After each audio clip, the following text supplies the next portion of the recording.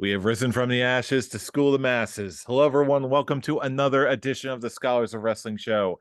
I'm your man behind the microphone, the Scholar Jeff, along with being your current reigning and defending Scholars of Wrestling party champion. And joining us this week, your current reigning and defending Scholars of Wrestling world champion and OG undisputed scholar in his own right, or just a regular undisputed scholar. I'm losing track of all these titles. One thing I'm not losing track of is Scholar Brian. Scholar Brian, how's your evening going, sir? It's going pretty good. It must be nice to have champions that show up to every recording. That must it must feel good, Jeff, doesn't it? It feels delightful, but you know what? With these crazy times we're living in just out in both in the wrestling world and out, with all the morale that's been hit and just all the crazy scandals that have been going on, I can't blame anybody for not showing up. But you know what? That's what makes us the few, the proud, the dedicated, the champs of the Scars Wrestling Show. Damn straight. That being said, it's oh baby, there's a lot of crap going on in the professional wrestling world. But that's what we do. We talk it out, we address all the biggest topics in the wrestling world one by one. And this episode is no different. So let's jump right into it in this rather high and mighty. This is episode 420 after all. So let's weed references. You know, I don't smoke out. I'm no, I don't know. So let's get high with it. Something. Okay, I'll stop. Either way, let's get to one of the bigger news topics of the week that seems to have materialized out of nowhere because I don't know about you, but for this one, I wasn't quite sure what to make of it at first. But now it's looking pretty legit. I am talking about the retirement tour, supposedly, for Goldberg. As the story goes, if you haven't been following, supposedly Goldberg was supposed to have been receiving a retirement match from his original contract with Vince McMahon, or at least his latest one. And he never got that match. So now he seems to be talking about a Goldberg retirement tour of sorts. There has not been nothing confirmed precisely about where he will be going and when, but as of right now, Goldberg is looking for a place to have his final matches of his career. Brian, what do you make of all this, and where do you think it's likely that he's going to end up at this rate? If we were talking about one match, a final match, so that Goldberg can go out looking like Goldberg instead of how he went out. I believe his last match was against Lashley, right? Truth be told, If with I the way his final matches in WWE went, I feel like they're all blending together and I just don't care. Yeah, it's like if I remember correctly, the last thing he did in the E was put over Bobby Lashley. Which, hey, good. Make Bobby Lashley look strong. Love it. But am I clamoring for more Goldberg matches? If it was one, just a blow off, go out for 5 minutes, do all my Goldberg moves, make me go out looking like the way that Goldberg used to look, dominant, strong, just just just throw a match together like that. I'd be down for it wherever he showed up. AEW, ROH, uh, Impact, wherever you want to go, I'd be down for one match. I don't need a tour. I don't need multiple Goldberg matches. I don't I don't need any Goldberg matches, but if there had to be one, just give me a regular old WCW style Goldberg match where he can go riding off into the sunset, never to be seen again, and I'd be okay with that. I don't need a tour. I don't need, no. Neither do I. However, given the state of things, there's two places I can see him winding up. With the rumor, supposedly there was a report that he was working with or in negotiations rather, with a promoter out in the San Francisco, California area. And if I remember correctly, there's only one noteworthy organization that's based out of there that could possibly have something that Goldberg might be interested in. And that is New Japan USA. Because I'm pretty sure that's where the USA dojo for New Japan is located, is it not? I believe so. Now, if that were the case, and he does do something with New Japan, who would be the fit? In terms of a opponent, that's a very good question. I imagine there would be someone who is notable in terms of name recognition, but also has the ability to work with Goldberg and possibly carry his weaknesses at this point in his age. So I'd say the first name that jumps to mind is Tanahashi.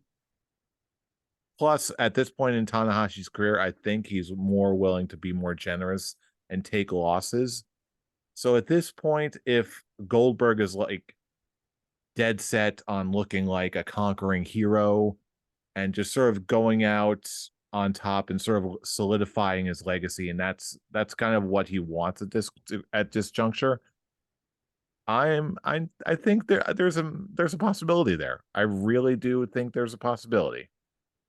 Yeah, I I mean, as a retirement match, Goldberg versus Tanahashi would work. It would probably also be really good. It's just like I'm not entirely certain how well Goldberg in a New Japan ring would go over. Which It's is it's why I'm thinking it's probably not the first or the most likely or only option for Goldberg at this point in his career. If it comes to the one final retirement match, the match, quote unquote, there's really only one WWE alternative for this that's coming to mind.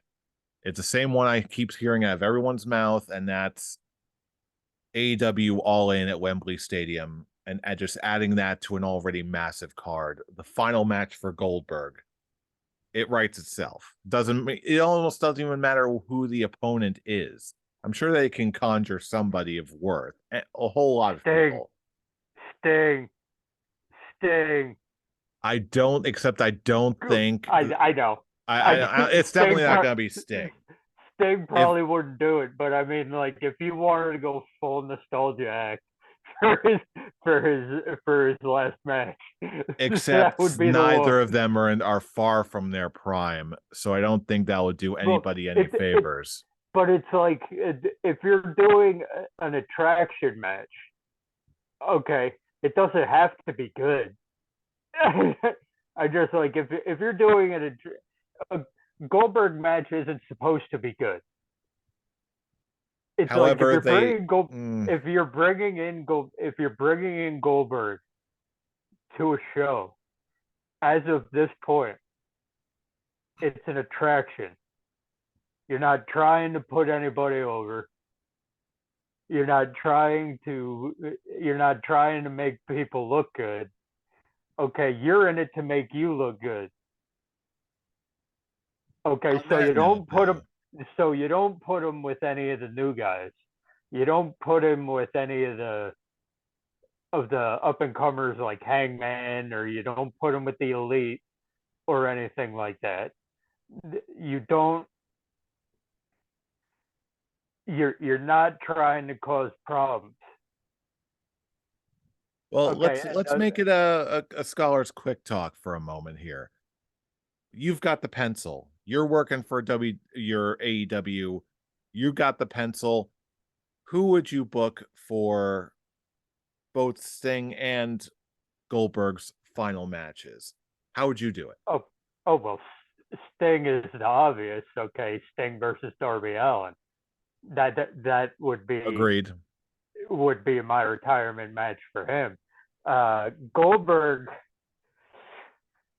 that's a bit I got a because name as right in I the said, top of my head right because now. because because Goldberg and Sting are two completely different animals at this stage in their career. Sting's trying to put people over on his way out. He's gonna let Darby Allin beat him, and Darby Allin's gonna be shot to the moon after that. Okay, to be the guy who retired Sting, yeah, that's how I would book that. But Goldberg isn't trying to do that. Goldberg, as we've stated, wants to be the conquering hero. So, on that note, and taking that into account, I see I see you've got something brewing, so I'll let you go first on this on that one. My gut tells me that this isn't always just about being the conquering hero. My view is that this is about solidifying Goldberg's legacy and just leaving on a high note.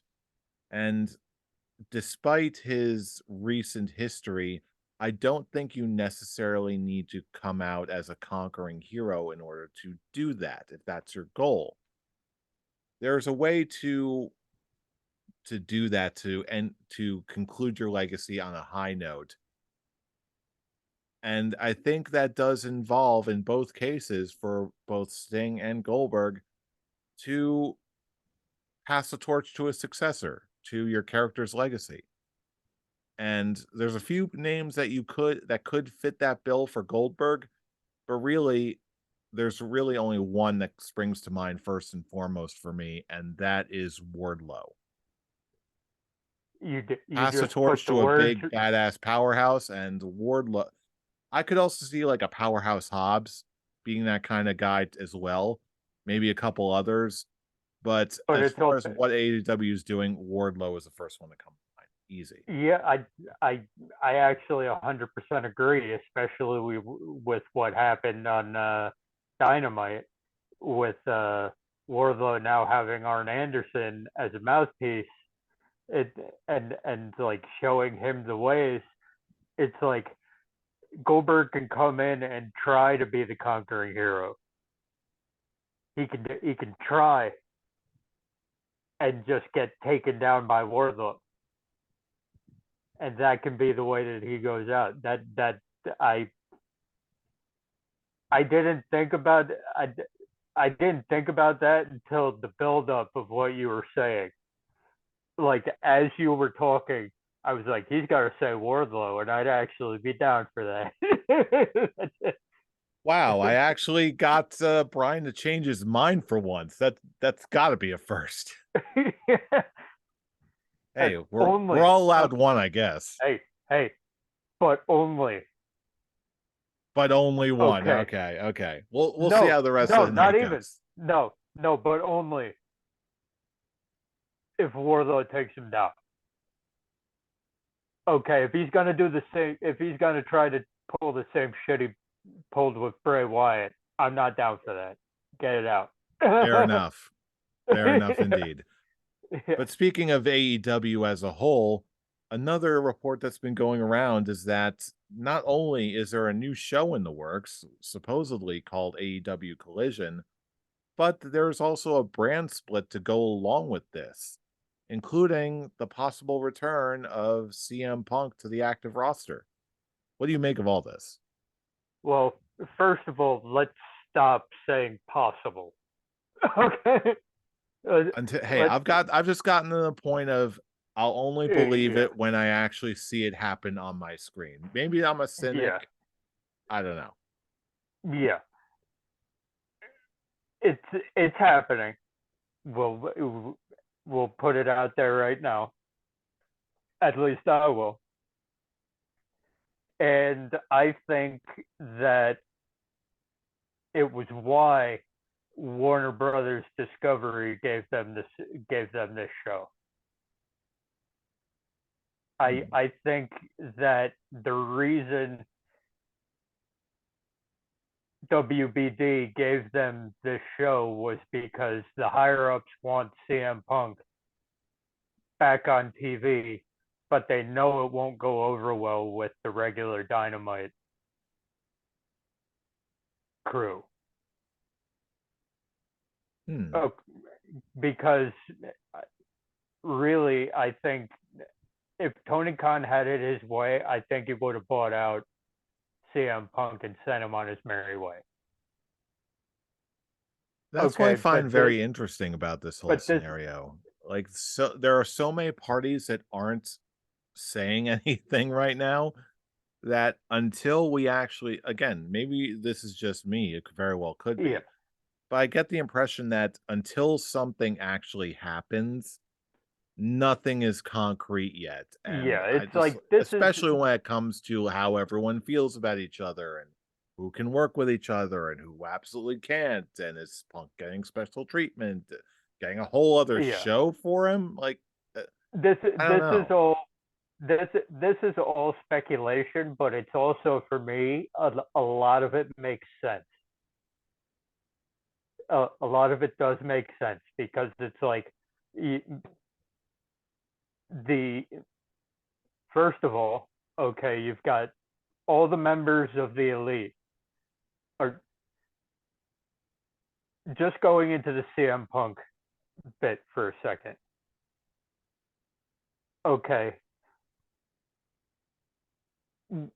Warner Brothers wants the ratings hit, but they need to remember how it worked out when he first came in. Okay, when CM Punk first came into the company, yeah, the ratings went up for a good month and a half. For about a month and a half, they were getting 1 million viewers and above, and all that. But what CM Punk fans need to realize is he's not the needle pusher that you think he is. Okay. Because after that month and a half, it went back down to the median. It not the median.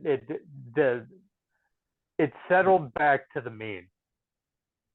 Okay, about 900,000, 850,000 and 900,000 viewers. Okay, CM Punk is good for short-term ratings bumps. For the business people for the TV business people in the crowd, it's like he's good for short term. Is he good for AEW in the long term? I'll tell you what, I've got an answer in my mind. Go ahead, finish your thought. I'm not entirely certain because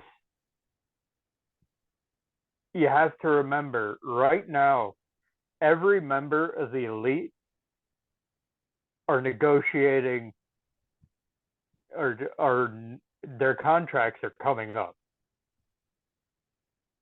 Okay, and they're in the negotiation phase of trying to get new contracts. And as this information about the elite is coming out, all of a sudden CM Punk wants back in the fray. That's it.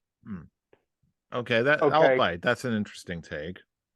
And also, okay, you can't have Hangman Page and CM Punk around each other, at least on TV in storyline phase. Not right now. Because during that feud for the world title, he buried Hangman Page so far down in the dirt that it took 6 months of Jon Moxley, the Elite, and and the Blackpool Combat Club to dig him out and get him back to where he is right now. You can't have the person who did that around who you are bigging up as your top babyface. Hangman Page is going to be the number one babyface of that company. As long as it's allowed to grow and it's allowed to happen. Okay, CM Punk almost killed that because of disrespect. Okay, this isn't WCW. This isn't the WWE. This isn't the Old Timers Club. Don't none of that. Okay, so is he best for business in the short term? Yes, I will give you that. I will give you that it's best for business for him to be brought back into the fold and for him to be on the shows. Is he good for long term? That's the question. That's the question that everybody needs to come to grips with. Because that I'm not entirely certain. I think that there's no question that he is absolutely has value in the long term.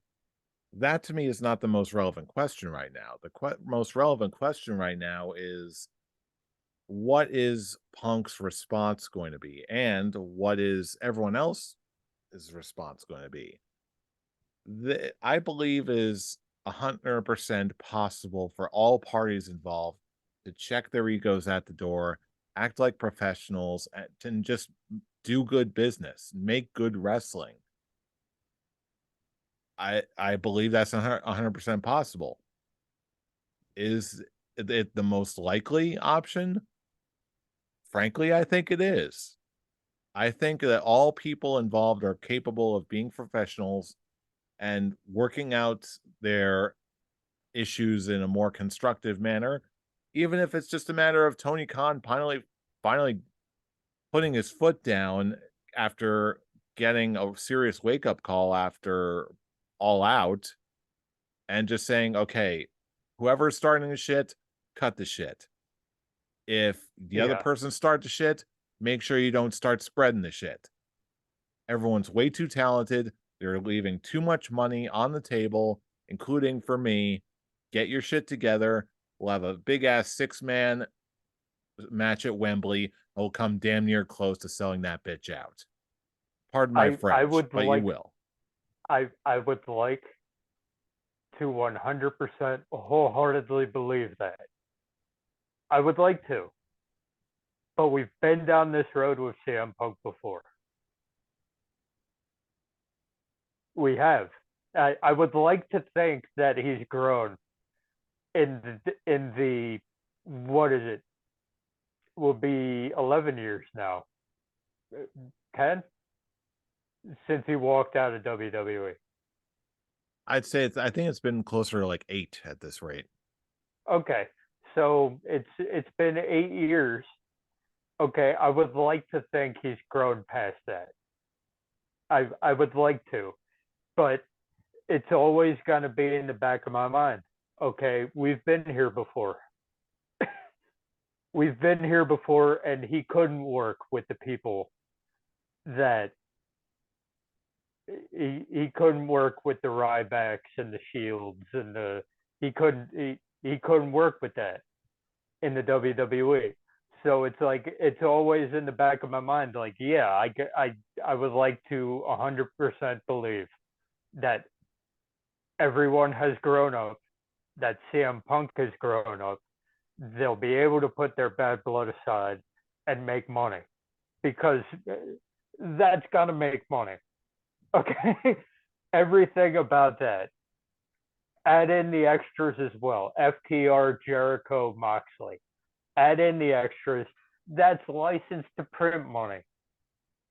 Okay, but it's also there's that part. We've been here before. How long until we're back here again? That's it. And that is where the wait and see approach absolutely comes in because, again, there's been a lot of radio silence over the past several months from a lot of people. Who knows what we're going to get? Who knows what's happening inside? Who knows what talks are happening behind closed doors? Until something actually shows up on our TV screens, we're not going to know for sure.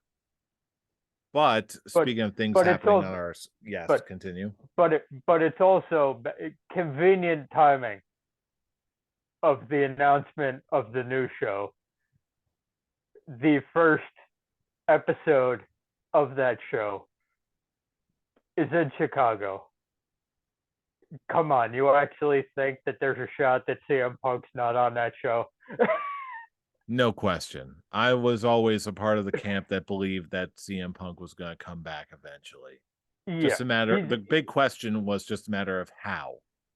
yeah. The moment they announced the new TV, the moment they announced the episode of Dynamite that's going to be in Chicago, the week of is that the week of Wembley, or is that the week before Double or Nothing? That I can't remember. But once they actually announced it and said we're coming to Chicago, I'm like, that's where CM Punk's coming back, Then again, because they haven't been there. there have been other Chicago shows before that where like everyone got all hyped up and think, But okay, is this when he's going to come back? And nothing happened. not before. It, the noise hasn't been this loud. He hasn't been in the news at that time. He hasn't been in the news. FTR wasn't talking him up, and there wasn't all this news in the dirt sheets about CM Punk wanting to come back and all this stuff. Okay, now there is. So now it's like they announce a new TV show on Saturdays. They announced that the first edition is going to be in Chicago. Come on. Yeah, the writing's certainly on the wall here. And again, Yeah. I don't blame anybody for not wanting CM Punk back. I think there's absolutely a road forward ahead. There's a road to be traveled for everybody involved. But I do think it's gonna be might not be as universally wow as when he came back came to AEW and back to the world of wrestling again. But I still Yeah, think there's a because place and a road forward for Punk and all involved. And I'm yeah, hopeful because that we're gonna see something good. because it's, as I said when it first happened, I'm like, he's no longer appointment viewing for me.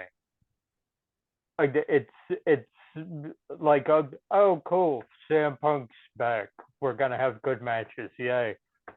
But it's no longer like, oh my god, because because there's that bit of my brain now that Yeah. that should have been there from the beginning. But I thought, hey, maybe with the time off, he would have cooled down and settled down a little bit.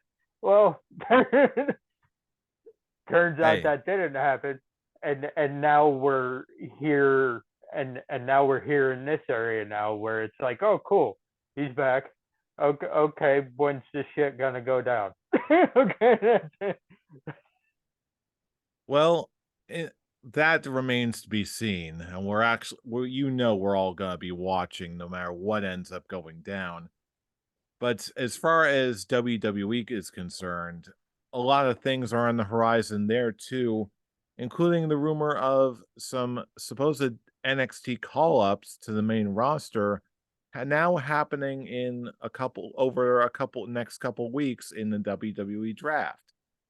Uh, some of these were listed as possible spoilers. Have you heard any of the names that were rumored to be called up? well, I just heard today about Ilya. How do you say Dragunov. his last name? Dragunov. Dragunov. Yeah, and I'm like, well, that's good, because if legitimately, it's like, what does he have left to do? in He's NXT. been due for a So call up, along with the a bunch of the other people who are listed as being call ups on the list. exactly, it's like Grayson Waller. Okay, he's pretty much done all that he can do down there, except to win the main title. But he's going after that at the Yeah, next spring break-in. So he's not gonna win that, but it's his first. I think it's his first title match. I think it's his first go around for that title. So it's like you lose that, and then you come up to the main roster because other than that, there's nothing more for you to do down there. yeah, and, Roxanne Perez. mhm. I thought that she was going to be a call. I said that she should be a post WrestleMania call up. Yeah. A lot of these other names that I'm seeing really are not shocking at all. For the record, the other names that have not been announced yet are Pretty Deadly, Tyler Bate, who just had a recent match on, I believe, like main event or something like that. Cameron Grimes, my boy, KC Express, To the moon, Roxanne baby. Perez, Grayson Waller were already said, and Zoe Stark, who I've also been very impressed with Oh lately. yeah, yeah. She came back from injury and she's been tearing it up. But it's also I want to see Ilya Dragunov versus Gunther again. I need to see that. Oh, And that's a I pay per saw view seller right there. because I saw a photo on Twitter this morning about a new SmackDown 6. And you had Sheamus, you had Gunther, you had Drew McIntyre, you had Pete Dunne, or Butch, if you will. Okay, you had Ilya Dragunov, and I forget who the sixth man was. But I'm like, I saw the picture, and I'm just like, give me all that. I need Yeah, it. there's definitely I those in need it. WWE who absolutely see the potential of Ilya Dragunov on the main roster. I think we're all going to see it.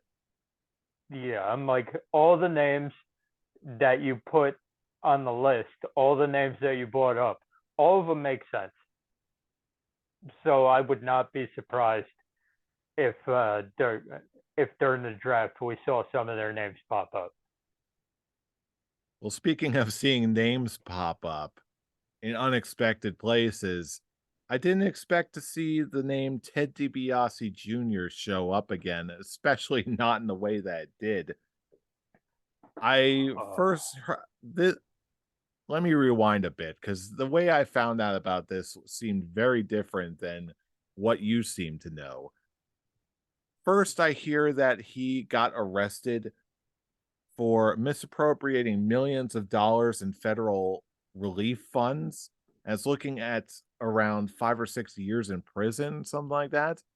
And then we hop on our this call to record, and now you're telling me he got tied up into a much bigger conspiracy that somehow Brett Favre is involved. Like, break it down for us. What's this yeah, all about?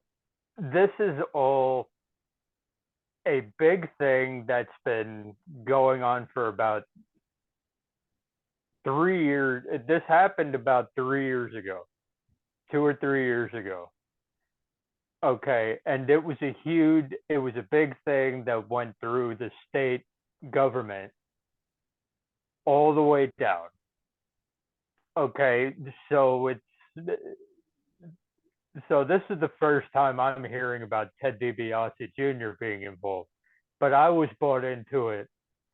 I was bought into knowing about it when Brett Favre got caught up in it because he used some of those misappropriated federal relief funds to build his daughter a volleyball stadium.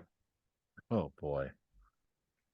Okay, and there's text messages out about it, asking if people were gonna be able to find out. and all that.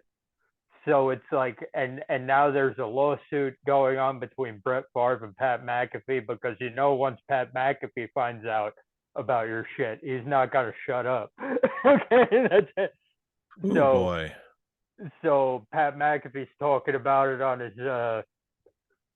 his studio podcast show, and calls him a sticky finger bandit. And Brett Favre now suing him for defamation, not obviously not knowing what defamation means. So, so then and now finding out that Ted DiBiase Jr. is even more involved. If he's looking at 5 to 6 years in prison, okay, that means he's one of the main ones who is doing it. Okay, it goes up through the government, like the government all the way down. So it's a big thing. It's been in the news, and it's federal relief funds that are supposed to go to the less fortunate of Mississippi, which is one of the worst poverty states in the United States. And they're using millions of that relief fund for whatever they were doing with it. So if Ted DiBiase goes to jail, good riddance. Sorry. Yeah, it's just this whole story, just from a wrestling fan's perspective alone, is so damn bizarre. Especially when we see how extensive it is. It's like I don't even know where to begin with that. Especially after seeing Ted DiBiase Jr., like of all the random names to get involved in something Right. like this, like holy crap. Well, he tried to be the $1 million man. The puns and the punchlines just write themselves. What can I say? He tried to be like his father, except his father did it legit, and he did it not so legit. much. Not so much, and he got caught. So, you know what this kind of story will eventually show up on? This story will show up on the show Dark Side of the Ring, which, bringing it full circle, is now segues. Yes, I am the master of them. They're flawless. Don't at me, bro.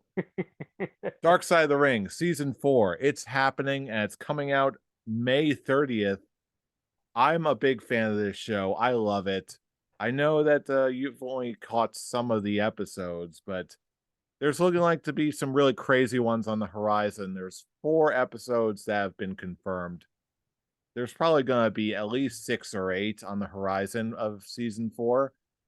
But for this an hour of telling me how much of a freak Marty Jannetty turned out to be. Yeah, we've got some wild ones. We've so far 4 of the episodes that have been confirmed are Marty Jannetty, the Chris Candido and Tammy situation, Magnum TA, which I'm sure that they got Jim Cornette to gush all over that one, and one that I really am curious about, Abdullah the Butcher. I love my deathmatch guys, and this guy, ooh, I can only imagine what they must have done. That dude, him, Terry Funk, Mick Foley, pioneers of pioneers of the match that all the purists hate. Call me a psycho for all you want, but I do enjoy I love a good death match. And I just love a good the Butcher, just I don't know how to feel about him, but it will make for very compelling television. And right now, I have to admit, I'm a little disappointed that I'll never be able to eat at his restaurant. Supposedly, it got really good reviews, and I was like, if I ever head out that way, I want to go to Abdullah the Butcher's House of Ribs and Chinese food, just to say I did. I'm guessing it's shut down. Yeah, supposedly it just recently closed, and now Abdullah the Butcher is all but flat broke. Ah, boy. So yeah, that and you're too old to take more forks to the head. So I mean he could, but the man's got a lot, must have a lot more health problems other than just taking another fork to the head. Like, oh yeah, with all the shit he used to get into, uh, I'm sure there's other stuff going on. I don't like to speculate, but with the era that he wrestled in and with the stuff he used to do in the ring, I'm sure he's not all there. yeah, but there either way, there's going to be a whole lot of ground to cover in all of these stories, and if they apply the same level of care and craft to the rest of the seasons of Dark Side of the Ring, which supposedly is Vice TV's biggest show by a mile. I am absolutely looking forward to this. I'm on board with her every single episode. Oh, oh yeah, and as for the Vice TV thing, if Dark Side of the Ring wasn't on Vice TV, I would not know that there was a TV station that was named Vice TV. I would have no idea. It So of literally course, put them on the map for so many of so us. yeah, it's like so. It makes sense to me that hey, it would be their highest grossing TV show, and it would be the one they promote the shit out of, because without it, I wouldn't know what your station is. Yeah, I know what I'm going to be watching on May 30th. I know a lot of other people will be too. And I'm probably bringing it up to talk about the recaps and any new revelations on this show. So, come whatever may on May 30th, we're all going to know about it. And on that note, I think we've exhausted all the major stories from the crazy world of professional wrestling at this point. So now is the time in our show where we turn it over to you, our fellow fans. What was the biggest story that caught your attention? Where do you think Goldberg is going to go? Who's going to get called up? What's going to be happening with the CM Punk situation and this new roster split in AEW? Whatever you think, we want to hear from you. So drop us a line all across the internet, YouTube comments, Facebook posts, whatever social media you can find us. And if you want to join the conversation yourself, join us on the Twitter machines. Brian, where can they find you on Twitter? You can find me at Atomic Beanpole. And you can find me at I'm Robbie Rage. And for all of these relevant social media links and more, check us all out at our link tree at the description below. That's linktree/scholars of wrestling. And with that, it's time to reel it in and see where this all goes. We're going to be paying attention to everything. And because you know who we are the scholars of wrestling, and you have just been schooled. You're welcome. You're welcome. See you all next week as all the drama unfolds.